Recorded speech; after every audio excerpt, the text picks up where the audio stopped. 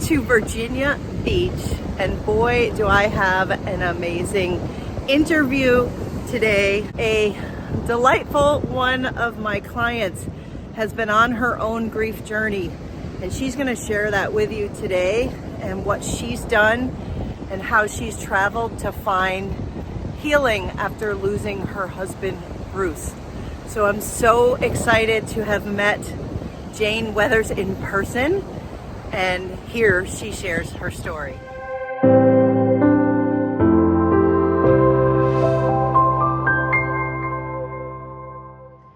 Hi, Jayne. I'm so excited that you came to see me in Virginia Beach. I am too. This is a thrill. I am so excited. I can't even believe that it happened. It was kind of like a spur of the moment, like, let's make this happen. No, I was determined to make it happen. It wasn't spur. I was coming. I wanted to meet you in person. You, from the get-go, we connected. Whether you knew it or not, we connected. And I wanted to make sure I come and met you in person. I know, and I never would have imagined, like, all of these years ago when I started that we would be doing this. So sometimes if life events don't happen, like, you wouldn't meet certain people, right? And if I hadn't lost my son, I wouldn't be doing what I'm doing, and I wouldn't be sitting here if I hadn't lost Bruce. Tell us about Bruce. And I met very, very young. I was 15, and I always say he rescued me from my horrible childhood, but he continued to rescue me all throughout our marriage. Honestly, he was a very strong person. He liked to think of himself as John Wayne. If you know John Wayne, then you knew my husband. It was his way or the highway most of the time. But he was a very good person, though, too. He the fire chief in our district, and he did that most of our marriage, not the fire chief part, but from the beginning of our marriage he did that. So a very industrious person, and that attracted me because of my own youth. But he always told this story: as soon as he seen me, she's the right one. She's who I'm going to marry. And when he had a determination in his head, it was going to happen. So it took a little bit of sweeping me off my feet. But yeah, 15 and 17 we met. Got married at 7. I was 17 when we got married. We did all the high school stuff. He was my high school sweetheart. The usual, you raise your kids, you grow what I thought was not old enough together. After he retired was really when things really got good for us. You wait your whole life to get to that age. Don't wait till your whole life to get to that age. Start doing it when you're younger, because you don't know if you're going to get to that age. This is such a great piece of advice that I don't want you to miss. Don't wait. If there's things that you want to do, things that are important to you, things you want to do, places you want to go, or people you want to see, don't wait. Do it now. We raised our 3 beautiful children. I had 3 beautiful daughters who helped me through this tremendously. I would not have gotten through it. They loved their daddy, and they've just been wonderful. Things worked out. Bruce ended up with cancer, which was not on our radar at all, because the man was never sick. I don't hardly remember him ever having a cold even. And he had some health issues, but nothing ever stopped him. So it seemed to me as if one day he was on his tractor outside playing. I called it playing. He loved his tractor. And then the next day he was gone. That's how it felt. We didn't have time to deal with all that. As about my girls too, is 2 of them are nurses, 2 of them are RNs. One is or at the time she was working in cancer, and the other has had a career in hospice. And Bruce gets cancer. Yeah. What are the odds, right? And the middle daughter didn't have a medical degree, but we sort of gave her an honorary one. Right. All over. But they loved their dad. They came, they stayed, and they stayed round the clock with me, because I wouldn't have been able to do it without them. So yeah, he very strong personality. He was my hero. I don't want to use the word savior, but in a way he was my savior. Yeah. So Jayne in this next clip talks about how her world was shattered by the loss of her husband. The came somewhat unexpectedly, and suddenly she had to figure out what she was going to do next. It's just knocked me completely off my feet. I had no clue this was coming. And we weren't talkers, like personal stuff, so I never felt prepared like we... Now that it's over, I wish he'd like come back and talk to me about it. Yeah. That sounds weird, but August the 15th, anniversary, I like to call it. Love that. It's Yep. first heavenly anniversary. What I wanted to do, I wanted to do something special, and in our case, I knew he wanted to be cremated. So he always wanted his ashes put in a river in Cherokee, where he had fond memories. And he changed his mind at the end and said, no, I want to be buried with you. But he had one night right before he died that he actually, I didn't realize it was his goodbyes, but he got up and he walked into the living room and told each of us something. He had Really? a specific thing he wanted them to know. It's like he knew. Yeah. He knew. But they also say you get a little better before you die. Because he did. He literally got up out of bed, and he hadn't been doing that. He wasn't sick. That's the other thing. He wasn't sick long. When he was first diagnosed, that weekend we come up to not this beach. We came up to our beach and had a weekend. Little did I know it was going to be our last weekend there, but I'm glad we did it. So he was like, fine. This was not supposed to happen. This is not the way life was supposed to go. Right. We'd started traveling, and just that time of life, things were really getting good because, no marriage is perfect. We had our problems. But he's mellowed out and things were getting better. And we decided to start traveling, and that brought us closer. Because when you sit in a car, he would not fly. When you sit in a car with a man, hours after hours, you learn a lot of it. Yeah. So, I felt like we grew closer. And this happened over a 10-year span, by the way. And I'm very thankful for those 10 years. It's sometimes memories are hard now, but because he's not here. But I'm so thankful for those 10 years that we had. I can look at it now. I can look now and say, some people don't get that. Some people don't get 46 years. We were married 46 years. Some people don't get that. And some people don't get that last 10 years of being close. Right. So that was wonderful. So Jayne needed to figure out what was next for her, where her life was going to go, and how she was going to go about healing, and what could she do to find the healing that she so desperately needed and wanted for herself and her life. And here's what she did. But no, it totally knocked me off. My world shattered, my heart shattered, my world shattered. I had no idea what I was going to do without this man who was like a savior to me. So how did you figure out, right? You get through the funeral, you get through all this stuff, and now you're like, so many people ask me, like, now what do I do? Like, how did you, how did you figure it out? Yeah. I said, what do I do now? I don't know what to do. I don't know what to do without him. Well, in the beginning, your life is pretty awful. 24/7. I mean, you don't want to live sometimes. Why am I still here? I kept asking myself. God, why didn't you take me?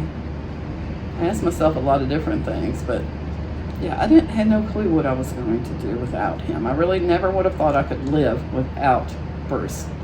Yeah, you've said that a lot. Man in my life. I could never imagine. And here it is. What we said, 15 months later. Yeah. And I'm still alive. I didn't think I'd get here, and I'm not like here as, and sometimes when I watch some of your videos, I think people are like, I've arrived, and I'm like, well, how'd they do that so fast? Yeah. But see, that's also why I joined your group. I wanted to go a little faster. I didn't want to be stuck forever. But you don't ever arrive, I don't think. You get more comfortable and less painful and less of it. In the beginning, it's 24/7. How are you going to get through the next day? And what made you decide to join the group, right? Because like doing that and joining something and, you know, being part of the course, like it's a little scary. Like there's a lot there. And well, so what was it that sort of made you decide to like take the leap? Well, right away I started YouTube looking for help. And I found your videos, and we just connected. I was pretty sure you did the videos just for me. Oh, yeah. And so everything you said just made sense. And it helped me. So I thought, I'm going to get her journal, because I love journaling. Oh, right. Okay. Journaling has helped me through this entire thing. Let me get her journal. And it did. It really did. I felt forced almost, but you prompt in your journal, you prompt us to look beyond ourselves. Look for something to be thankful for. And you're not thankful for anything in the beginning. Right. One of your things says, what do you need today? And in the beginning I'm like, what does she mean what I need today? I need my husband back. Right. You can't see beyond that. So, but I can see now, looking back through the journal, that darkness started to lighten up. At first I couldn't find anything good. And then I really forced myself to look around. Yeah, you said you liked that you could like track your progress, and you could look back and be like, oh, okay, I am moving forward, I am healing. Because you don't think you are. Right. You don't think you're making any progress. But when you can, track, it's a good word. I can see that I made progress. I can even look back even now, because I still write every day. I love that.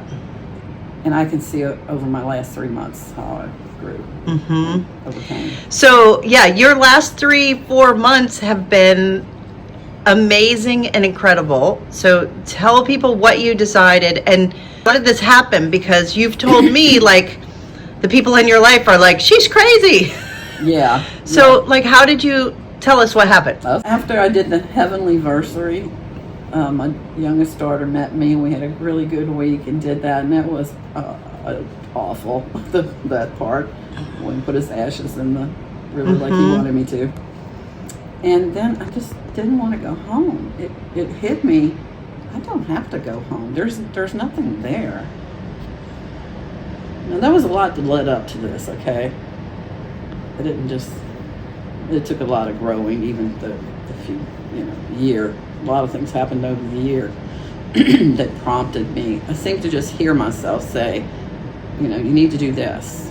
Kind of push myself a little bit, because I'm one of those people, I really thought I'd stay in bed the rest of my life. I'm very easily depressed. Yeah. And what has kept me going, 2 things got me out of bed every day. He didn't think I could do anything either, so I wanted to prove to him I could. I wanted to honor him and show him. I wanted him to be proud of me. You made it your mission. It was. It became my goal. Get up, Jayne. This is what we built together. Get up. Make him proud. And my faith that's gotten me through it. I have a faith that I will see him again. And I had to use that many times and say, and I still do, this wasn't goodbye. This was just till I see you later. And it's pulled me through a lot. Okay. Those 2 things to get out of bed. I think we can all relate to what Jayne says here, because we all need to find that reason, the thing that's going to make us get up, the reason to keep on living. And so I'm asking you today, do you know your reason to keep on living? There's a lot of things happen over the year, but after that, I said to myself, oh, really? Because I have a security system, and I can kind of look at my house and know everything's okay. And I'd look at my house and I'd go, I really don't want to go back. There's nothing there. I don't want to go back. I don't have to go back, actually. And I had never had that feeling before. Everything was about, you raise kids, you take care of your husband, and because he had things I had to do, and never had that kind of freedom, almost like to just do. And now it was suddenly everything was just about you. Yeah, and that's weird. It's liberating, but it had to have felt odd. It is, because you have to start thinking about you. Like, I don't have to go home. I can do something else. My life is changing. I knew my life was changing. I've lived long enough to know that death brings change. when my mom died, I knew my life totally changed. So what have you been doing for the last 4 months? People want to know. And on part of my grief journey has led me into a journey. We were supposed to travel certain places, and I told him before he died that I would go to those places. I actually had it planned. We were going to go right before he died. So we had trips planned, and I told him I would go, and I would take his ashes, and he'd be with me. He's always with me. But I would sprinkle his ashes where I went, and I have them in a little urn. And I'd take a picture like, look, honey, you're in Niagara Falls. That was the first place I went. We always wanted to go to Niagara Falls, and I did. And I sprinkled him in Niagara Falls, and he got to go over the falls. Oh, that's awesome. And when I think of that, it's so funny. It was, you know, those things you do like that. They're part sad, but they're also part liberating and happy. At the same time, they're sad and happy all the time. Because he got to go with you. Yeah, he's always with me. Jayne took the time to look within and learn more about herself. And she learned some big lessons about what she's capable of and who she is and what's next for her. Something I didn't understand at the beginning. You used to say things, I could hear you say things like, they're always with you, you know, and they're a part of you. And I'm like, no, they're not. He's gone. But yeah, love doesn't die. Love goes with you everywhere. So he is always with me. And so that was the first place I went, Niagara Falls, and it was wonderful, by the way. Once you see Niagara Falls, you don't want to see any other fall. And then I was like, what do I do next? Well, I'm this far north. I think I want to, and this was September, I guess, by then. I want to see leaves change up here in the north. We had done it once. We did have a trip where we went up there, but I wanted to see them from beginning to end change. So that's what I decided I was going to do. And I love Vermont. That's where I wanted to go and spend the whole time. So I went to Stowe, is what's just well known. So I went there, but I would travel every day. I would get in my car every day and go visit the little towns around there, which that, if you know anything about Vermont, that's what they're based, there's what they are. Little villages here and there with all kind of cute little things. So I spent my days doing that. And that was a month's worth. That's a whole month, okay. Doing that. But I stay in one place a while, and then I go travel a little bit through Vermont. I wanted to go all the way to Canada. I wanted to go to the top of Vermont. That was like a goal, go all the way up there. So I did, and I've made it to Newport, Vermont, which is Canada's right across the line. Okay. And I stayed on the lake, and I was able to sprinkle a little in the lake. And that was beautiful there, too. Everything was beautiful in Vermont. Yeah. But the leaves did start to change, and that's what I was there for. And it was just wonderful. He was with me through it all, and I was on a journey. I knew I was on a journey of some sort, too. Not that I was going to get over my grief, but I just knew somehow it was going to be healing for me. And it has been. It taught me that I can do things on my own. But you're looking at a person who did not know how to make a decision. That's scary. He made all my decisions. Yeah, and then suddenly you're the one. There isn't anybody else to make those decisions for you. I think save me this time. I think a lot of people can relate to that feeling. Yeah, I mean, because you're so lost, and they're not there to rescue you anymore. Solve your problems anymore. You got to get up and do them yourself. So what have these last 4 months taught you? Like what's sort of and you're still on the journey, right? So that's what you stopped here in Virginia Beach. Yeah, I'm finally heading home. Yeah.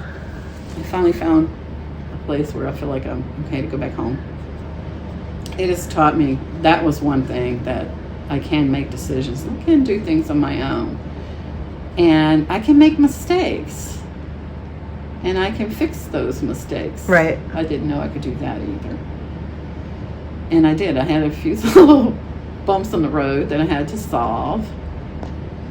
But through it all, too, I mean, there were tears. Every time, I found when I went to places that we went together, it was sad. Yeah. But when I first, actually, back up a little bit, when I first started this, I went to Tennessee because that was closer to home. And I stayed in a little Airbnb that was like, felt like a little cocoon. It was in their basement. And I almost didn't come out of there. I mean, it was something healing about that. I just needed that special time. And I did a lot of journaling and a lot of crying. And then I came out of my cocoon, felt like, and started, doing more traveling. But for some reason, I needed that to start it off. Right. Because now I'm a little more adventurous. I'll do things I didn't think I could do. Yeah. A lot of reflecting, a lot of what do I do now? Yeah, what's next? What's next? You talk a lot about sort of the next chapter of the book of your life. Yes, I love Greg Godsey. Yes, it is a book. Your whole life's a book. But like I was saying, I knew death meant change. And for me, I knew I had a lot of changing to do myself personally. It is all learning. It's not, if you really listen to yourself, and you used to always say that too, the answers are within you. Yes. Like, I don't know what she's talking about. But looking back now, it's true. It is true. If you really listen to what your heart says, take that next step, and it's scary. You push yourself and you do it, then you're ready for the next step. So now I'm like, I've survived this many months without him. Yeah. Not that that's what I wanted. None of this is what I wanted. Right. But I did it, and these last 3 months, I did 3 months by myself on the road. I put 10,000 miles on my car. That is incredible. And yes, my family thought I was a little crazy. I'm the youngest of 7, so they're very mama-like to me, and was worried about me. And I said, I'm going to be fine. This and is I feel like to do. I feel like this is it's a liberation for you. Me. Yes, it is. It's freeing, and you still have your grief when you're going through these things. The grief never goes away, but you're changing, you're developing. But if you don't get out of your comfort zone sometimes a little bit, you're not going to change. You've got to change. There's no fighting that part. Right. It's going to happen. Yeah. You might as well cooperate.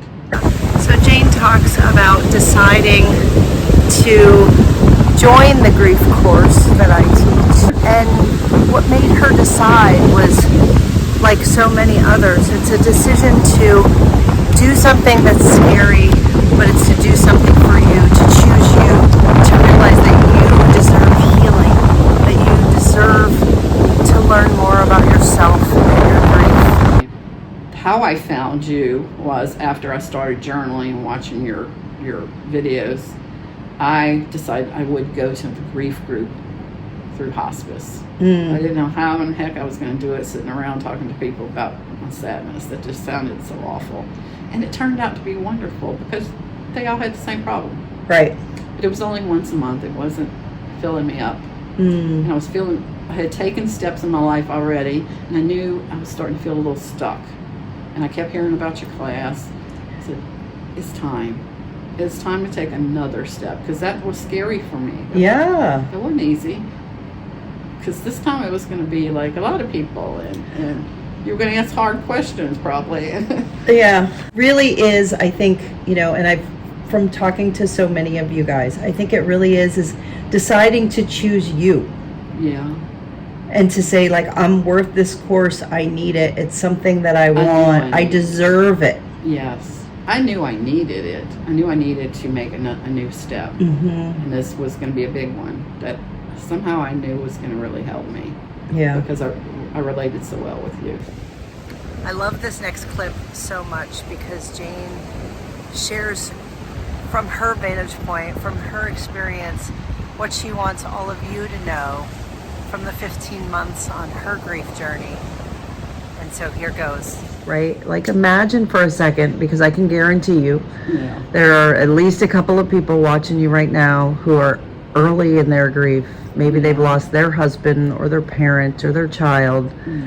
Like, what do you, from the vantage point that you're at now, 15 months later, what would you want them to know? First of all, don't judge yourself. You have a road to walk. It may be 15 months, it may be 15 years, heck, I don't know. your walk is different than my walk, and don't let anybody judge you on that. And I'd hear y'all, I watch your videos, so I'd hear people say the same thing. It's terrible in the beginning, but you're going to get through it, but you don't believe it. You hear, but you don't believe it. I never thought I'd get through it. I didn't want to get through it. I wanted to wallow in my pain for a while anyway. Which is okay. But you will get through it. That's the point. Yes. There is light at the end of the tunnel.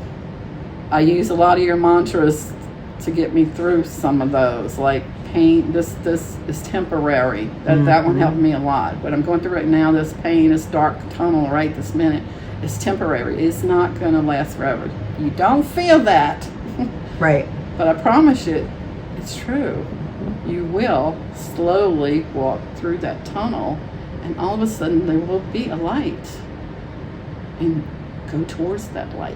Whatever it is that brings you a little joy, I don't care how little it is, start walking towards that light, and know that there will come a day that you can smile again.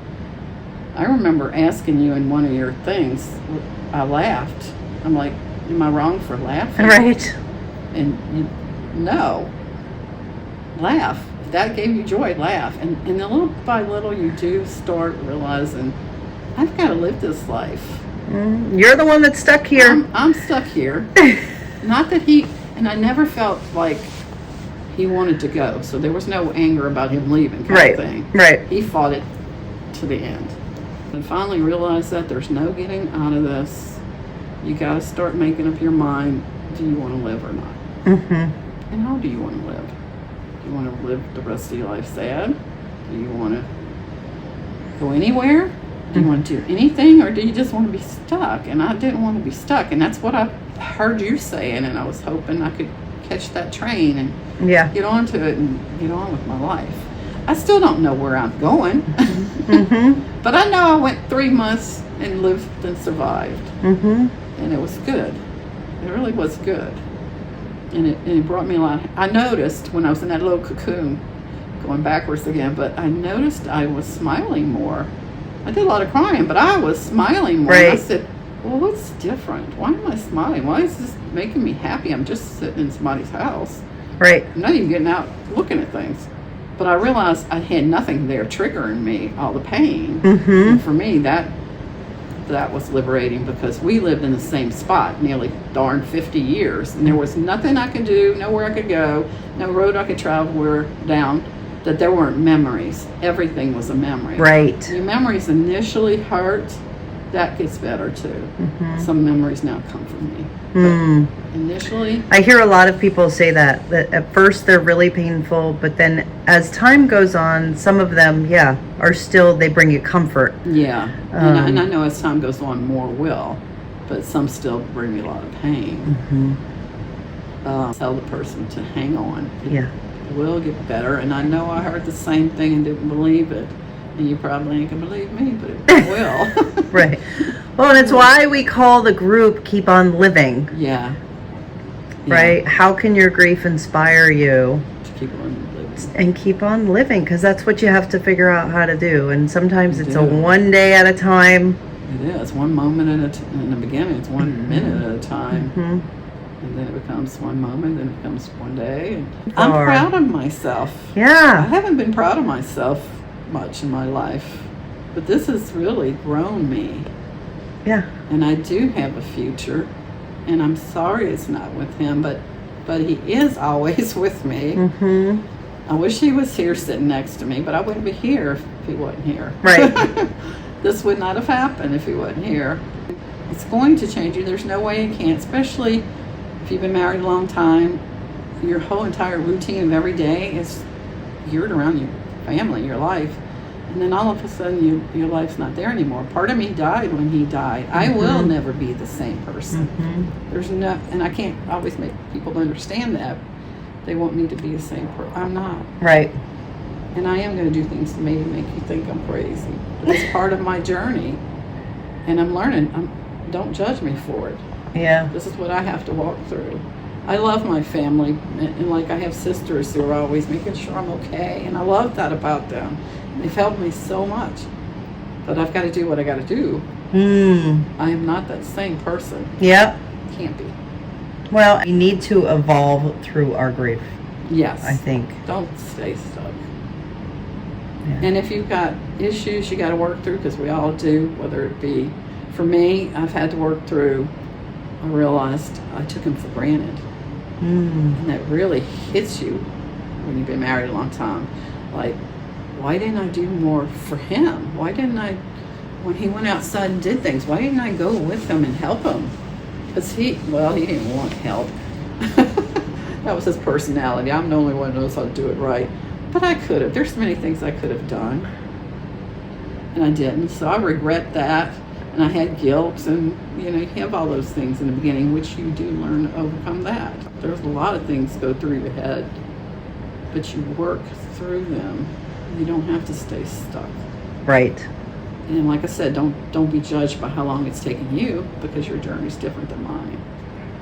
But always try to find the positive, like your journal always did. Look around. What can you be thankful for? And when you find one thing, then tomorrow you'll find two things. And it gets better. That's such a good, that's such a good lesson. But it's hard. Such a good it's hard in lesson. the beginning. Your life is destroyed. Your heart's destroyed. I am so glad that we got to do this. Oh, I know. I'm so glad we got so together. glad that we're sitting here, like you can see. Like, this beach is incredible. Beautiful. Yes. So I've seen a lot of beauty that has brought me joy. Brought me a lot of joy. I wish he was still physically with me to enjoy it, but he's not. But that don't mean I can't enjoy it. Group has grown me. I knew I had a place. We say around here, you got to get your grief out. Boy, is that true. Because if you keep all that in you, it's toxic. It's not good. It's got to go somewhere. Yep. For me, it was always on paper. I'm a journal person. Matter of fact, I'm writing my story. I decided that was one of the things I'm going to do. I'm going to write a book. Love it. But that's something, that's a goal. See, you always have a goal. So, get your grief out. And for me, putting it on paper or going into this safe group, which I always felt it was safe. I could go and say what I needed to say, regurgitate all my pain out to your group. Yep, you're talking about the Facebook group, the grief-inspired Facebook group. That's what I'm talking about. You can give it to them and ask them to help you carry it. And that's really what you do with one another. You help carry each other's burdens. Yep. And I put it all out there, and I get such good response. Everybody in that group is wonderful. They understand pain. Every single one of them. But some are in a different part of their journeys. Yep. And can share what they know and what they've learned, and it just starts working. Because there are times when I was ready to quit. Yeah. And I'd go in there and I would just say, I'm ready to quit. I don't think this is going to work. I want to give up. And they would say, yeah, that's normal. Right, and they would lift you up. They would lift me up and encourage me. But I also know that you do a lot of lifting to a lot of other people too. Well, I hope so, because why go through grief if it's not going to want to change you and it's not going to make the world a better place and help someone else? That is what we are all about around here. Yeah, that is so true. Why not help somebody else up? Because you've been helped up. So I have found people in my life that lost husbands and stuff, and I'm trying to help them a little bit now. And it don't take much. It's just the kind words sometimes. Just knowing somebody cares. I've got a nephew who literally, since Bruce died, texts me every day. That's Good beautiful. Morning. And that's all he says, good morning. But it's got me through some days. Just knowing somebody cares. And I know people care, but sometimes you need it a little more often. Yeah, exactly. But your group is wonderful. I gotta say that. You guys that are watching that are part of the group, y'all put up with me. Wow. I'm one of these, I can't do a short anything. I text my sister and she gets mad. She says, you didn't text me, you wrote a book. I'm sorry. Well, even this video, we said, we're just gonna do a few minutes. But I'm so glad that we got to do this. I am too. I'm so glad. I'm so glad I got to meet you. Me too. You were what I thought you would be. Just a real person. And you're inspiring me to think about a retreat. Yeah. So we're going to start putting that out there and see what people yeah. think about maybe a retreat here at the beach Well, in because Virginia. Just an idea. when I started heading more south again, I got out of my little comfort zone and said, I'm going to meet Jan. Jan is the moderator, and we all love her. Jan Gibson. Yes, I'm gonna make the little detour and go meet her, and that was wonderful. We didn't get to spend much time together, but it was just wonderful. Finally putting a real person to who I knew she was, but Right. she's so much more. Right. Well, and yeah, and being with and meeting with other people who are on the journey too, have been through similar things. They're not always the same, but they're close enough. We all understand the pain. We all The understand pain is universal. Yeah. universal, Mhm. and we all work through it in our own ways. So a retreat, I think, is wonderful. There's a bunch of them I'd love to meet in person Yeah. and really get So into it. we'll start putting that out there, and we'll see what people say, and Yeah, you know, and if people are interested, I will coordinate. I will make it happen. Well, thank you for being here and for all of this, and I love your story, and I can't wait to see what happens in your next chapter. I can't wait either. That's what's good. I can't wait either, and I'm so glad I got to meet you. You're a beautiful person who has helped me a lot, and I thank you for that.